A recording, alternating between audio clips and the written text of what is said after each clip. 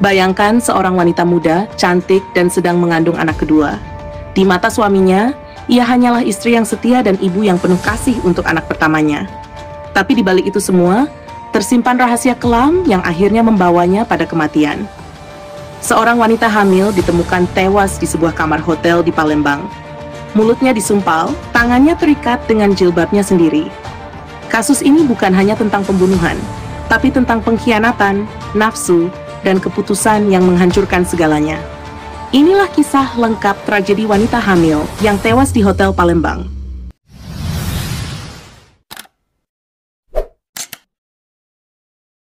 Halo teman-teman Sobat Cerita, selamat datang kembali di channel Cerita dan Kisah, tempat di mana setiap kisah nyata kami ceritakan dengan alur mendalam, penuh pelajaran, dan menyentuh sisi kemanusiaan.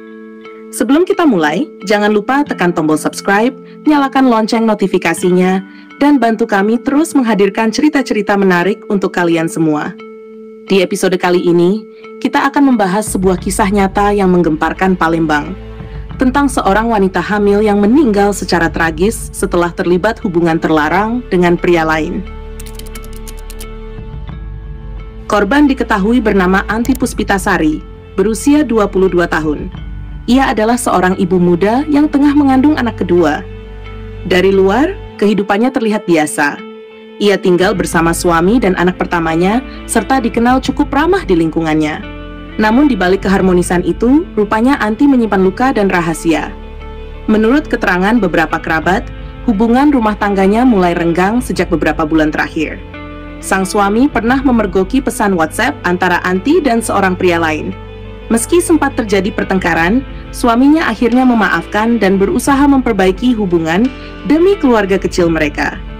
Tapi rupanya, setelah kejadian itu, Anti masih menjalin komunikasi dengan seseorang yang ia kenal dari media sosial. Dari sinilah tragedi itu bermula. Hari itu, Sabtu 11 Oktober 2025, pagi hari terlihat normal. Anti sempat mengantar suaminya bekerja, lalu berpamitan untuk mengurus sesuatu. Tidak ada tanda-tanda mencurigakan sedikit pun. Namun setelah itu, ia justru menuju ke sebuah hotel di kawasan Jalan Perintis Kemerdekaan, Palembang. Di sana, ia bertemu dengan seorang pria bernama Febrianto alias Febri, berusia 22 tahun. Dari penyelidikan polisi, mereka berkenalan lewat grup media sosial dan terlibat dalam aktivitas yang dikenal sebagai Open BO, sebuah praktik kencan berbayar. Sekitar pukul 4 sore, keduanya check-in ke kamar nomor 8 di lantai 2 hotel tersebut. Berdasarkan kesepakatan awal, pelaku memberikan uang sebesar Rp300.000 untuk 2 kali berhubungan. Namun setelah hubungan pertama, korban menolak melanjutkan ke sesi kedua. Penolakan itu memicu pertengkaran. Pelaku merasa ditipu, marah, dan kehilangan kendali. Dalam keadaan emosi, Febri menyumpal mulut korban dengan manset, kemudian mencekik lehernya hingga korban tak bernyawa. Setelah itu, ia mengikat tangan korban menggunakan jilbab korban sendiri. Selesai melakukan aksinya, pelaku membawa kabur ponsel dan sepeda motor korban, lalu melarikan diri. Malam itu, petugas hotel mulai curiga karena penghuni kamar nomor 8 belum check out sesuai jadwal. Saat diketuk berkali-kali tidak ada jawaban. Hingga akhirnya keesokan harinya, petugas memutuskan membuka pintu kamar dengan kunci cadangan. Begitu pintu terbuka, mereka dikejutkan dengan pemandangan mengerikan. Di lantai kamar, tergeletak tubuh seorang wanita muda. Mulutnya tersumpal kain, tangannya terikat, dan tubuhnya sudah membiru. Pihak hotel langsung menghubungi polisi. Dari hasil olah tempat kejadian perkara, ditemukan tanda-tanda kekerasan di leher dan lengan korban. Polisi juga menemukan barang-barang milik korban yang hilang, seperti ponsel dan motor. Dari rekaman CCTV hotel, terlihat korban masuk bersama seorang pria muda mengenakan kaos hitam.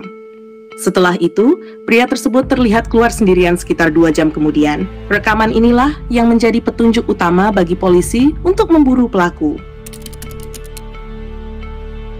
Setelah melakukan penyelidikan intensif, polisi akhirnya berhasil melacak keberadaan Febrianto di Desa Sidomulyo, Kabupaten Banyuasin. Pada Rabu malam, 15 Oktober 2025, petugas mendatangi lokasi persembunyiannya. Saat akan diamankan, Febri sempat berusaha kabur dan melawan, sehingga polisi terpaksa menembak kakinya. Dalam pemeriksaan, Febri mengaku gelap mata karena emosi. Ia mengatakan awalnya hanya ingin menakuti korban agar mau memenuhi kesepakatan, namun akhirnya kehilangan kendali dan membunuhnya. Polisi kemudian menetapkan Febri sebagai tersangka pembunuhan berencana dan pencurian dengan kekerasan. Ia dijerat pasal 340 dan pasal 365 Kitab Undang-Undang Hukum Pidana dengan ancaman hukuman seumur hidup atau hukuman mati.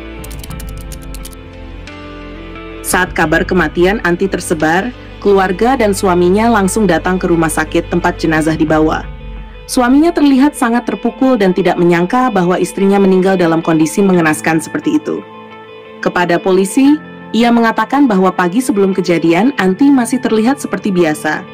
Bahkan sempat memeluk dan berpamitan dengan kalimat, "Jaga diri baik-baik, nanti aku pulang sore." Tak ada yang menyangka, sore itu justru menjadi perpisahan terakhir mereka. Tetangga dan keluarga korban juga mengaku terkejut. Sebagian besar tidak percaya bahwa Anti terlibat dalam hubungan gelap. Namun, bukti digital dan rekaman CCTV membenarkan bahwa korban memang datang bersama pria lain. Kasus ini menjadi cermin kelam tentang bagaimana perselingkuhan dan emosi sesaat bisa menghancurkan banyak nyawa dan masa depan. Dari satu keputusan yang salah, seorang ibu kehilangan hidupnya, seorang bayi tak sempat lahir, seorang suami kehilangan istri, dan seorang pria muda kehilangan kebebasannya. Tidak ada yang menang dalam kisah ini. Yang tersisa hanyalah penyesalan, luka, dan pelajaran pahit bagi semua yang mendengarnya. Kasus ini mengingatkan kita bahwa setiap tindakan memiliki konsekuensi. Perselingkuhan bukan hanya soal moral, tapi juga tentang kejujuran, tanggung jawab, dan bagaimana kita menjaga hati orang-orang yang mencintai kita. Jangan biarkan emosi sesaat menghancurkan hidup yang sudah kita bangun dengan susah payah. Bagaimana pendapat kalian tentang kasus ini? Apakah menurut kalian pelaku pantas dihukum seumur hidup? Atau ada faktor lain yang perlu dipertimbangkan? Tulis pendapat kalian di kolom komentar. Dan seperti biasa, jangan lupa tekan tombol like, subscribe, dan aktifkan lonceng notifikasi agar tidak ketinggalan cerita-cerita menarik berikutnya dari kami. Inilah cerita dan kisah, di mana setiap kisah nyata menyimpan pelajaran di balik tragedi. Sampai jumpa di episode berikutnya. Wassalamualaikum warahmatullahi wabarakatuh.